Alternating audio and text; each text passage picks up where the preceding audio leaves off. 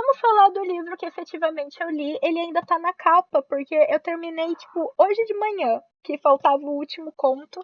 E eu terminei ele literalmente hoje de manhã. Vamos tirar ele aqui da capinha pra a gente ver a capa. E essa edição, ela é maravilhosa demais, né? Então, e o livro do mês foi Os Melhores Contos Celtas, né? Olha aqui que coisa mais maravilhosa, gente. Essa aqui é aquela edição linda, maravilhosa da editora Wish, né? Então, edição de colecionador com 24 contos, os melhores contos de fadas celtas, tradicionais e autorais. O que ele está querendo dizer com isso? Que tradicionais ou autorais? Aqui tem vários autores, tem alguns autores até famosinhos, né? Até vou citar alguns para vocês que fizeram a sua própria versão desse conto. Então, tinha o conto tradicional, eles conheceram o conto tradicional e, a partir daquilo, eles criaram o novo. A própria visão, né, desse conto, né? Mas eles ainda mantiveram meio que uma estrutura de contos de fadas, né? Então é realmente como que eles contariam essa história, essa fábula, né, esse conto, né? Então é bem interessante mesmo. Eu gostei muito desse livro. E, gente, uma coisa que eu achei muito interessante dos contos celtas, que eu não conhecia muita coisa de mitologia celta, né? A gente sempre soube que tem é, muitas obras da cultura pop fazem referências à cultura celta, né? E aqui no começo, ele traz uma descrição dos autores, mas tem aqui no prefácio eles dão as boas-vindas aos viajantes ao mundo celta. E aqui eles explicam, é muito legal porque eles explicam como que é essa coisa da cultura celta, né? E que como muita coisa se perdeu, muita coisa foi varrida. Então, o pouco que a gente tem agora são contos da Idade Média que foram efetivamente escritos, ou textos que foram reescritos, né? Então, aqui, praticamente todos os textos têm uma autoria, né, de século 18, 19, 20, entendeu? Então, não tem algumas fábulas que são essas que foram compiladas durante a Idade Média, que aí são que são consideradas as tradicionais, né? Porque a gente tem aqui, né, tradicionais e autorais. Então, essas tradicionais são as que foram reescritas, compiladas durante a Idade Média, e muitas dessas histórias elas foram recriadas e recontadas para colocar elementos cristãos exatamente com o objetivo de fazer a cristianização desses povos. Então, é uma coisa muito interessante. Tem um trechinho aqui que eu marquei para comentar com vocês, que é o seguinte, ó. No século XXI, você precisa viajar até as baías e penhascos do extremo oeste da costa marítima da França, Inglaterra, Irlanda ou ilhas da Escócia para estar mais próximo da cultura celta. No passado, essa tarefa seria difícil. De fato, os celtas já dominaram grande parte da Europa, desde o Mar Negro até o Oceano Atlântico. Então, os celtas, esse povo celta, ele não era um povo unificado, como, por exemplo, os gregos e os romanos. Eles eram mais próximos, assim, em termos de organização social, dos vikings, e algumas coisas se misturam, né? São poucas, então, assim, é um pouco difícil você fechar demais isso daqui é celta, porque os celtas, eles eram essa vastidão de costumes e culturas que, apesar de semelhantes, tinham as suas particularidades dependendo. E aí eles falam aqui também que as primeiras referências históricas a respeito dos celtas ocorrem no Império Romano, entre os séculos 8 e 7, quando os romanos passaram a usar o termo Galli, que significa bárbaros, para nomear os gauleuses, celtas da antiga região francesa da Gália, e aí hoje são imortalizados nas histórias do Asterix, Obelix, né? Então, os celtas, eles são muito difundidos. Então, nós temos, por exemplo, práticas gaulesas que são celtas também, né? Nós temos práticas, principalmente da Escócia e da Irlanda, né, que são celtas. Eu acho que ali Escócia e Irlanda são os que ficam mais claro como celtas, né? Porque meio que foram os últimos povos a serem dominados pelo Império Romano, né? E então, assim, assim, esse livro é fantástico. Qualquer pessoa que goste de história, de mitologia, né, dessas relações interculturais, é um livro que eu hiper recomendo. Olha, é que assim, eu também já cheguei com o pé na jaca, né? Esse livro aqui, eu sempre fui tão intrigada pela falta de material sobre histórias celtas que eu resolvi apostar nesse projeto, tanto que tem o meu nominho aqui, gente, eu achei o meu nome, quem me segue no Instagram viu, mas aqui no fundo, não sei se vocês vão conseguir ler, mas aqui, ó, tem o meu nome, ali que bonitinho, gente, tem o meu nome como uma das apoiadoras do projeto, e, nossa, e foi assim, eu tô morrendo de orgulho que o meu nome tá nisso, sabe, porque é uma edição fantástica, foi um trabalho, e um trabalho historiográfico e de tradução lindo, lindo, lindo, sabe?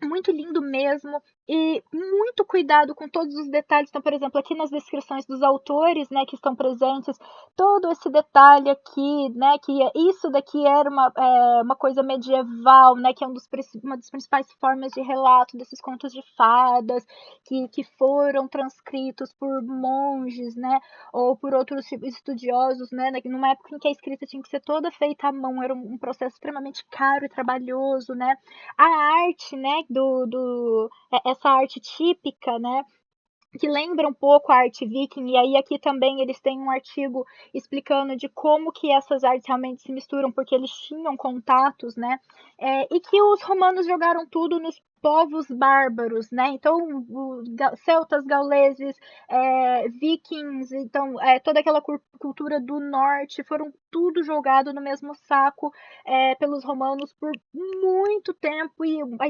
historiografia moderna que agora tá voltando lá atrás, fala, caralho, não eram as mesmas pessoas, eram culturas diferentes. Então, é muito legal mesmo. Então, ele vai comentar das lendas arturianas, mas ele não traz nenhuma lenda. Mentira, ele traz um spin-off de uma lenda arturiana, que é meio que um herói que conheceu o rei Arthur e aí ele vai viver a aventura da vida dele. Mas não chega a ser uma lenda arturiana porque não tem o rei Arthur, né? Bom, enfim, vocês entenderam, né? Ele vai falar, por exemplo, da prática do Halloween, aí ele comenta. Então, assim, foi um trabalho muito minucioso, um trabalho muito bem feito. E aqui, sobre os autores, foi aquilo que eu falei para vocês, que alguns autores fizeram as suas próprias versões de alguns contos de fadas, e alguns desses contos eles compilaram aqui, em parte por falta desse material tradicional, né, porque era uma tradição excessivamente oral, então o que a gente tinha de relato tradicional eram desses transcritos da Idade Média. Então, ó, alguns dos autores a gente teve o Joseph Jacobs, que ele já é de 1800 e já de meados do século XIX, comecinho do século XX, entendeu? Ele faleceu em 1916, então é de século XIX, né? Andrew Lang, também do século XIX, Douglas Hyde, também do século XIX, né? E aí já é mais pro fim do século XIX, começo do século XX. Kenneth Graham, também século XIX, Oscar Wilde, que é um dos maiores nomes da literatura inglesa, né, irlandesa do século XIX, né? Lady Wilde, que é a esposa, né? A esposa não, é a mãe. Nossa, tá escrito aqui, que besta. É a mãe do Oscar Wilde, né? E ela também aí já é do século XIX mesmo, né? Começo e meio do século XIX. George MacDonald, esse daqui também. Então você vê que muitos desses compilados, muito dessa preservação histórica, de, nossa, precisamos preservar esses contos precisam ficar salvos de alguma forma, precisam ser passados para a prosperidade, a gente vai ter essa preocupação só no século XIX, né? Com esses autores em particular, mas não somente, né? Existem outros autores, então alguns dos artigos de fechamento aqui, de agradecimento também do livro, muito, muito carinhosamente bem pensado. As histórias são muito divertidas e elas são muito naqueles modelos contos de fadas mesmo que a gente está acostumado. Muitas referências, gente, eu vou comentar alguns contos aqui, muitas referências que eu ficava tipo, então foi daqui que o fulano tirou, sabe? A gente vê certas descrições aqui, é muito engraçado, porque realmente parece que, falei, caralho, não é possível. Eles estão falando do Tolkien. Ele está contando de uma forma simplificada uma passagem do Tolkien, né? Então, a gente vê como que a galera bebeu dessa fonte, né? E a gente tem influência disso em vários elementos da cultura pop e a gente não sabia que vinha daqui. Porque a mitologia mais famosa sempre foi a greco-romana, né? Para nossa cultura ocidental, né? Na cultura oriental, acaba tendo algumas referências ali das lendas chinesas em especial, né? Mas a cultura celta eu realmente era extremamente ignorante a ela, né? É muito, muito triste mesmo. E ter contato com esse livro foi realmente maravilhoso. Alguns dos contos que eu destaquei aqui, né? Então eu já comentei para vocês um pouco dessa parte histórica, né? E agora eu queria, deixa eu pegar aqui, tem um conto que me chocou. E cadê o Hiro? Hiro, olha o título disso aqui. Conhece alguém com esse nome? Conhece algum certo personagem com esse nome? Esse daqui, gente, é um poema. E esse daqui é um dos tradicionais, né? E aí ele coloca. Sim, Hiro. Exatamente. Precisamente. Esse daqui é um poema que ele vai contar a lenda de Tanlin. E para vocês não ficarem perdidos e ficar só eu e o Hiro aqui no o Itu e eu, Tanlin é um dos personagens principais do primeiro livro da saga da Corte, da Sarah J. Maas, que é A Corte de Rosas e Espinhos. Quem tá lendo A Corte de Rosas e Espinhos, eu acho que tinha alguém que tava lendo A Corte de Rosas e Espinhos, vai saber que Tanlin é esse personagem da Sarah J. Maas e ela tirou exatamente daqui. Quando você lê o poema, você fala, meu, tem tudo a ver. Ela se inspirou muito e esse poema também foi a fonte de inspiração não só para a própria Sarah J. Maas, mas para o primeiro café, né, passado, que é a famosa história da Bela e a Fera. Né? É quase um infarto, é quase um infarto. Então, esse poema foi a partir desse poema que teve a história da Bela e a Fera, que já é um conto ali, se eu não me engano, do século XVIII, século XIX, alguma coisa assim, né? Que é um livro, né? Que tá ali na minha lista, eu preciso ler ele. Enfim, esse poema vai contar a história de Tamlin. O Tanlin, ele é na Sarah J. Maas, né? Ele é um dos personagens principais. Aqui, agora eu vou falar da Balada de Tanlin. Ele não só é um poema tradicional, como ele é uma música tradicional muito, muito tradicionalmente tocada no violino.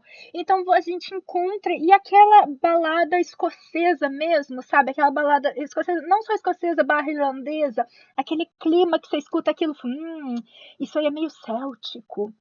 É um dos principais, né? E na verdade, a instrumentação dessa música era uma música cantada, porque uma das principais formas de contar histórias era na oralidade, principalmente nas músicas pelos famosos menestréis e os bardos e etc, né? E isso é muito lindamente representado no Nome do Vento. Então, tem muita coisa no Nome do Vento e também a referência tá aqui. Um dos pontos é principalmente aquela história de quando você faz um acordo com uma entidade mágica, principalmente, você pede o período de 1 ano e 1 dia. Ok? Então, aqui os heróis eles levam essa regra muito a sério. E aí, o que vai contar a balada de Tamlin? Ela vai contar a história de uma mocinha, né, de uma princesa que morava perto de uma floresta, né, a propriedade do pai dela era um castelo, né, o pai dela era um rei muito poderoso, tinha uma propriedade próxima de uma floresta encantada, e aí todo mundo falava que não podia entrar naquela floresta encantada a menos que você pagasse um pedágio para essa entidade Tanglin, né? E aí ela fala que não tá nem aí e que vai entrar, porque a floresta é dela, porque o pai dela comprou aquela propriedade, aquela propriedade era dela, e o pai dela falou que a floresta era dela, então se a floresta é dela, ela ia entrar sim. E aí ela entra e encontra essa entidade Tamlin, e aí meio que ele cobra o pedágio, né? Tipo, não, você vai ter que me dar alguma coisa. E ela fala, eu não tenho nada para te dar, então me dá. E, e ela se apaixona por Tamlin, e os dois ficam juntos. Ela volta pro castelo, e aí no que ela volta pro castelo, a cara do Bruce é ótima. Eu vejo o Bruce fazendo essa cara. E aí, na hora que ela volta pro castelo, passa um tempo, ela percebe que, né, depois de 9 meses você vê o resultado, né? E aí ela volta pra floresta pra pegar o pai do filho dela de volta, né? Porque ela fala que nenhum cavaleiro será filho do meu pai, pois o filho do. Será pai do meu filho, pois o pai do meu filho é Tanlin. Aí ela volta pra floresta e aí ela fala pra ele que tá grávida e ele explica pra ela que na verdade ele era um humano, ele era um cavaleiro humano, mas que a rainha das fadas se encantou pela beleza dele e o amaldiçoou a ficar sobre aquela forma que é uma entidade, né, que às vezes ele se apresenta como uma grande besta ou como um cervo muito dócil, etc, né? E que a rainha das fadas enfeitiçou ele e que ele e que ele não podia sair da floresta por causa disso. Ele estava preso a esse feitiço da rainha das fadas porque ela queria ele para ele. Olha só, Hiro, se não é muito a história da corte. E aí essa rainha louca, louca não, né? Essa rainha das fadas, né, muito poderosa, né, mas muito soberba, meio malvada, né? Ela não quer libertar a Tanden. E aí, então, o que, que a moça faz? Gente, eu esqueci o nome dela é uma bonitinha, acho que é Jenny. E aí, o que, que a Jenny faz? O Tanlin, ele orienta ela de que vai ter meio que uma procissão da Rainha das Fadas, né? E que ele vai estar lá, né? Só que ele acho que é o terceiro cavaleiro. É aqui, ó. Deixe passar o cavaleiro negro, deixe também o castanho, né? Mas corra para o corcel branco como leite e derrube ele do cavalo. Então ela tem que derrubar o terceiro cavaleiro que passar, que é ele que vai estar no cavalo branco, né? E aí quando ela derrubar ele, a rainha das fadas vai transformar ele em um sapo, em um lagarto, mais algumas bestas ali, né? Não lembro agora. Só sei que ela vai transformar ele, vai ficar transformando ele em vários animais e ela não pode soltar ele, não pode soltar ele por nada, né? Não importa o que, que ela transforme ele, ele não pode soltar. A Jane não pode soltar o Tamlin, né? Até que ela vai transformar ele em chamas vivas. E aí, na hora que ela transformar ele em chamas vivas, ela precisa jogar ele na água. E aí, na hora que ela jogar ele na água, ele vai sair como humano, e aí ela entrega o manto dela, né? Porque ele vai sair todo peladão, né? E aí eles fazem isso, porque como a Jenny já tá divertida do que vai acontecer, ela não solta. E aí ele vai se transformando em vários animais, ela não solta. Quando ele se transforma em chama viva, joga ele na água, ele sai. E aí a rainha das fadas libera ele pra casar com a menina e quebra o feitiço dessa forma, né? Essa história ela é contada em forma de poema, então não traz grandes detalhes, não traz nada de amor verdadeiro, blá, blá, blá.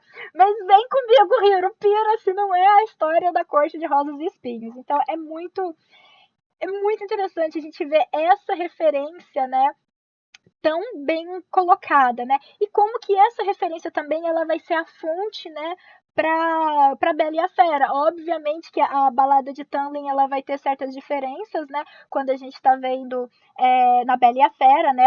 O autor ele tomou várias liberdades poéticas para contar a história dele, apesar de ter bebido da mesma água, né? E assim, esse conto aqui, esse ponto eu quase tive um treco, porque exatamente, né? Você vê que realmente ela leu essa balada, ela deve ter lido umas 300 versões dessa história antes de criar a história dela, né? E aí o segundo livro vai ser Perséfone e Hades, né? O terceiro livro, e enfim, mas aí eu vejo o tanto que eu acho que é por isso também que eu amo tanto a Sarah J. Maas. Ela é uma leitora como eu. Ela tem esse encantamento pelos contos de fadas, pela fantasia. Só que diferente de mim, ela tem uma capacidade criativa que aí ela vem e traz, né, as minhas duas obras favoritas da vida, né, que é o Trono de Vidro e agora a Corte de Rosas e Espinhos, né? E aqui que eu mostrei pra vocês a Court of Silver Flame é a continuação, é o quinto livro, né? Acho que o Hiro não viu, né? Hiro não tava aqui, mas chegou, viu, Hiro? É o próximo, gente. Eu não vou nem tentar ler outra coisa, mas é o próximo. Então, assim, muitas histórias legais, muitas referências, muitos detalhes que a gente pega e aí a gente vê que. Hiro, cuidado com o limite, são 10 emojis. que o Safebot ficou lá? Spam caps. Cuidado com o spam de caps também, Safebot fica bravo. Eu preciso pagar um Nightbot só pra trocar o nome dele. Mas só eu queria colocar o Safebot. Mas sim, Hiro, sorte comigo. E aí a gente vai vendo de como. E essas histórias, gente, tem muito pano pra manga.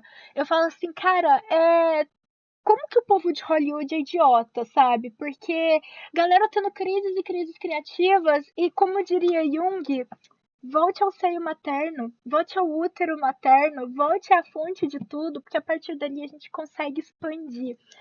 É que surtei, eu sei porque eu surtei também. Eu também surtei quando finalmente eu li. E quando eu fiz. Porque quando eu vi o título, eu falei, caraca, parece, né? Tão lindo, né? É separado, mas parece. E aí, quando eu fui lendo a história, eu falei, gente, não é possível. Não é possível. Depois eu achei um artigo. Eu quero fazer um vídeo, mas aí com produção, com roteiro e vídeo, voltado para a corte, a relação da corte de rosas e espinhos e essa mitologia céltica, porque tem outros elementos em outros contos, apesar de Tamlin ser o básico, tem outras muitas referências, muito bom mesmo, né? E esse foi assim um dos vários contos que eu fiquei muito entusiasmada, né? Todos os contos, na verdade, foram muito divertidos. Teve um ou outro que às vezes ele tem um ritmo um pouco mais lento, né? Que não é tão assim, né?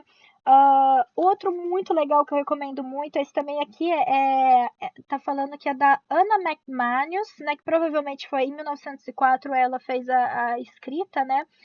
E chama A Tosa da Lã Encantada.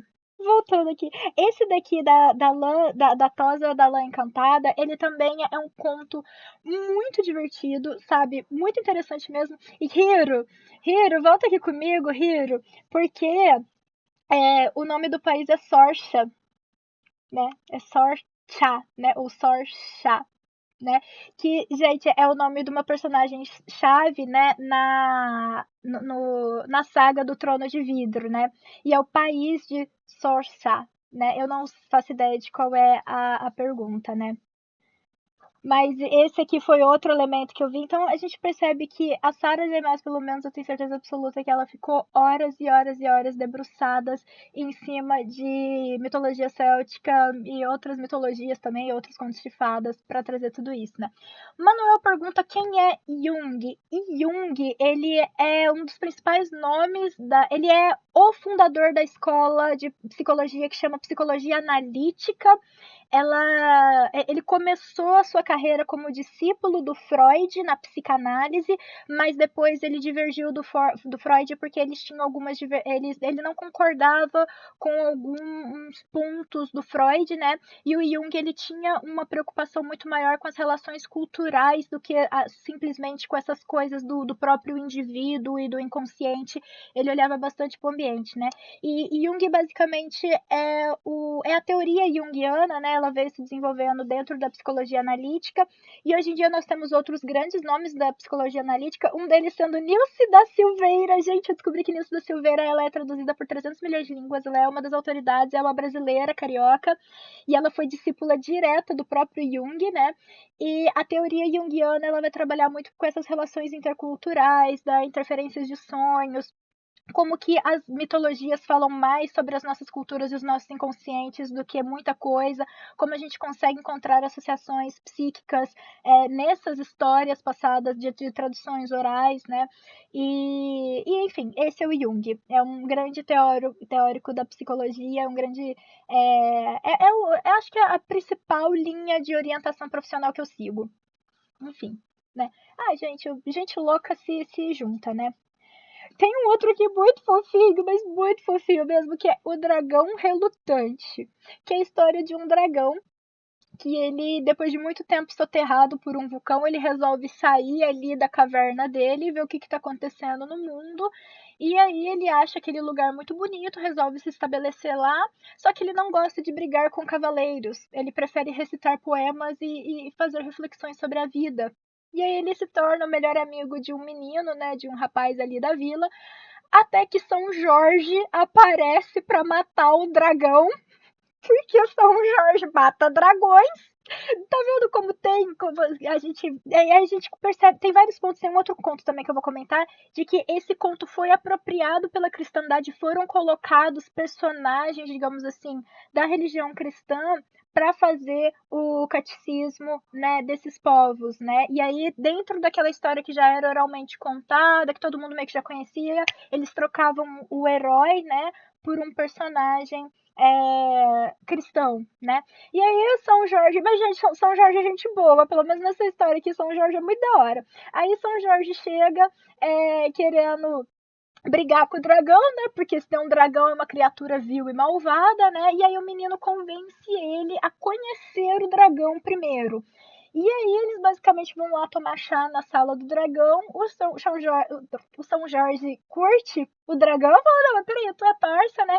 E aí eles montam um esquema meio teatral para eles fazerem uma luta e o São Jorge poder ganhar do dragão. E assim o São Jorge ele não foge da briga contra o dragão porque ele foi lá para fazer uma luta de dragão. Então ele não, meio que não poderia. E o dragão, depois daquela briga, ele meio que admite que precisa ser uma pessoa melhor e ele consegue ter contato com as outras pessoas. Tipo, essa aqui é muito engraçada, eu ri muito, porque não tem o menor sentido.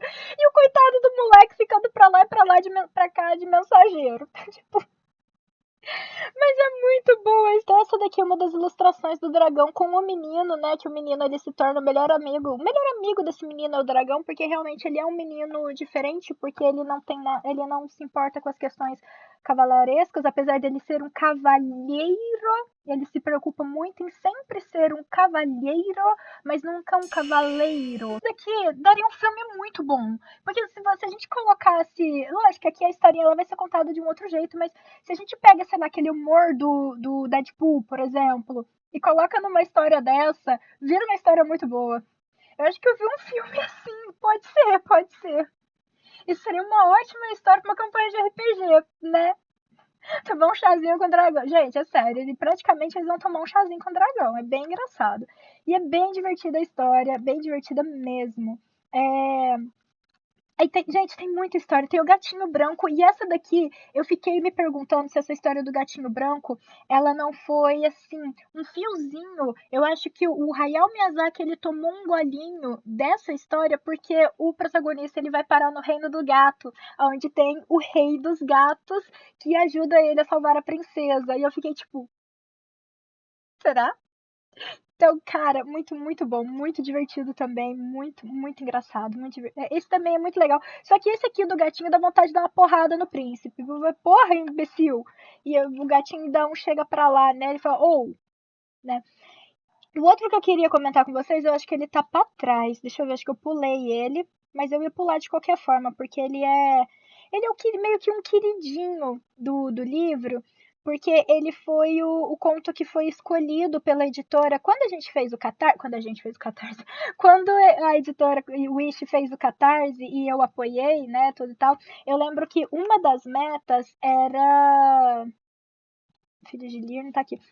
Uma das metas era que se a gente atingisse uma certa quantidade de apoiadores, um conto ia ser narrado, né?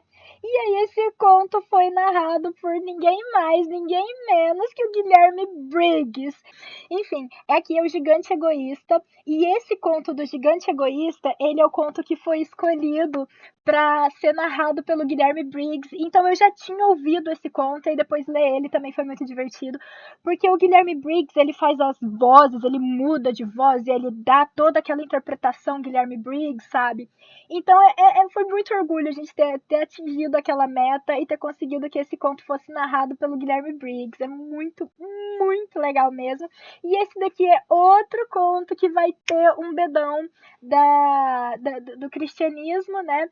Para poder colocar elementos cristãos naquela história, porque aquela história que era super famosa, né, poder ser também um veículo de cristianismo, né, de divulgação do cristianismo com aqueles povos, né. Mas ele é muito, muito interessante mesmo, a história é muito bonita. Ele é super curtinho, ela tem tipo 4, 5 páginas, né? É que o Guilherme Briggs, ele conta de um jeito que parecia que era um épico, sabe? Eu falei, nossa, ele narrou o livro inteiro, né? Não, é possível. Não, mas ela é curtinha, mas Gente, extraordinário. Eu fiquei muito, muito feliz mesmo de conhecer mais de mitologia celta, conhecer mais dessas histórias, tanto no Scooby quanto nas fichas catalográficas. Fala que o livro tem 413, 14 páginas. Não é, ele tem de verdade 383, né? O restante é biografia, né? Isso daqui também eu gostei, né? Que a gente tem a bibliografia, então todas as referências de histologia, né, do estudo histórico, é, todos os autores que são citados, né, os tradutores, né, tudo isso eles trazem aqui, né, e deixam as referências para a gente poder acompanhar, né. E aqui tem as notas, os tradutores, quem traduziu cada texto, quem fez a revisão de cada texto, né, os agradecimentos a todos os apoiadores, entendeu? É muito, muito legal mesmo os ilustradores, né, os pesquisadores, as empresas que apoiaram, né? Essa loucura está disponível para o público geral ou foi só para apoiadores? Não, ela está disponível para o público geral. Vocês podem comprar na editora Wish. Deixa eu achar ela aqui. E, gente, a editora Wish é uma loucura, porque não só as edições deles são essa coisa maravilhosa. Você tá vendo? Ele tem esse aqui os títulos, né? A arte ela dá esse reflexo, tá vendo? Olha que bonito. Ela dá esse reflexo, é capa dura, né? Aqui a edição ela é costurada, tá vendo? Ela não é, como é que fala? Ela não é colada, então na hora que você abre o seu livro, né, deixa eu fazer assim, ó, não quebra a lombada. Então a lombada ela não fica feia, tá vendo? Então não quebra a lombada na hora que você abre ele. Então é um capricho, é um nível de capricho editorial que basicamente tudo que eles lançam eu quero. Então eles têm essa proposta realmente de fazer uma edição magnífica, maravilhosa e é, um capricho muito grande. Eu fiquei assustada, assim, com um nível de capricho mesmo, uma coisa muito gostosa gente, muitas histórias divertidas mesmo, mesmo, mesmo, mesmo. Então é muito, muito legal. Tipo, muito legal mesmo, sim. 24 contos, né? Esse daí, a minha edição de colecionador. Eu não sei se todas as próximas edições vão ser edições de colecionador, né? E aí, realmente, o mês é mais curto, que fique bem claro. E Final Fantasy XIV deu uma pequena atrapalhada. E então eu li só um livro esse mês. Eu li só o Contos e Lendas, né, os melhores contos de fadas celtas, e foi uma aventura deliciosa, deliciosa mesmo, mesmo, mesmo. Assim, muitas referências, muita coisa legal, muita coisa gostosa mesmo. Fica a minha recomendação. Editora Wish, paga nós! Mentira, eu vou continuar gastando dinheiro na Editora Wish. Tem mais 2 livros da Editora Wish aqui comigo, que é o Mitologia Nórdica e o Contos de Fadas, né? Que aí são os contos de fadas que a gente já conhece, né? Os contos de fadas tradicionais. E, e eu ganhei também da minha amiga Érica o do Papai Noel, que é A Vida e Aventura do Papai Noel. Tá ali. Então, assim, hoje o Leituras do Mês vai ser mais curtinho, né? Porque foi só um livro, né? E eu tô tentando não dar muitos spoilers dos vários contos que tem aqui, mas eu queria ler para vocês os contos, né? Os títulos dos contos que tem aqui. Isso é uma coisa que eu tinha pensado mesmo em falar, né? Então, assim, a gente começa com a história de Deidre, que é muito divertido. Os Filhos de Lir, o Lobo Cinzento. Essa daqui eu adoro. Essa do Lobo Cinzento é fantástica. É muito boa. Obviamente vai envolver um lobisomem, uma transformação em um lobo. Muito top. O Rei do Deserto Negro, Lisa Amarela, Tan Lin, que é esse poema, né? A Floresta de Douros, o Caçador de Focas e os Serenianos, a Donzela do Mar, o Gigante Egoísta, a Tosa de Lã Encantada, o Dragão Relutante, o Gatinho Branco, a Dama da Fonte, o Cavalo Preto, esse Cavalo Preto também é bem legal, os Animais Gratos, as Mulheres Chifrudas, também é muito bom, as Três Coroas, o Violino de 9 centavos, esse aqui também é divertidíssimo, a Caverna Encantada, a visão de eu não sei ler isso. A visão de McCongliney, Knuckle Leaf, que é uma criatura mística muito interessante, né? A Princesa Finola, cuidado, a Princesa Finola e o Anão, eu acho que teve inspiração. né? A Balada de Oisin na Terra da Juventude. Esse daqui é divertidíssimo também e tem muito a ver com O Nome do Vento. Quem lê O Nome do Vento vai pegar as referências. A Princesa Leve. Esse da Princesa Leve, ele é, na verdade, um conto estendido, né? Como é que eles... porque ele é diferente. Esse é o mais comprido de todos. Quer ver, ó? A Princesa Leve, ele é o... aqui, ó, é uma noveleta extra. É o mais comprido. Ele poderia ser um livrinho próprio. Mas são esses os contos que nós temos aqui. Eu acho que por hoje é isso, gente. Acho que por hoje é só. Foi pouquinha coisa que eu li. Eu quero voltar a ler mangá. Eu tô devendo o... Como é que fala? Eu tô devendo Berserk, que eu quero continuar minha leitura de... Berserk ou Berserk, né? Eu nunca sei qual é a pronúncia correta, porque em inglês é Berserk, né? Mas como é também, de novo, é uma coisa do norte, dos vikings, etc., eu posso estar falando super errado. Espero que vocês tenham gostado da minha conversa sobre esse livrinho fantástico. Amanhã estamos de volta com Final Fantasy XIV. Um beijo enorme, gente. Tchau, tchau.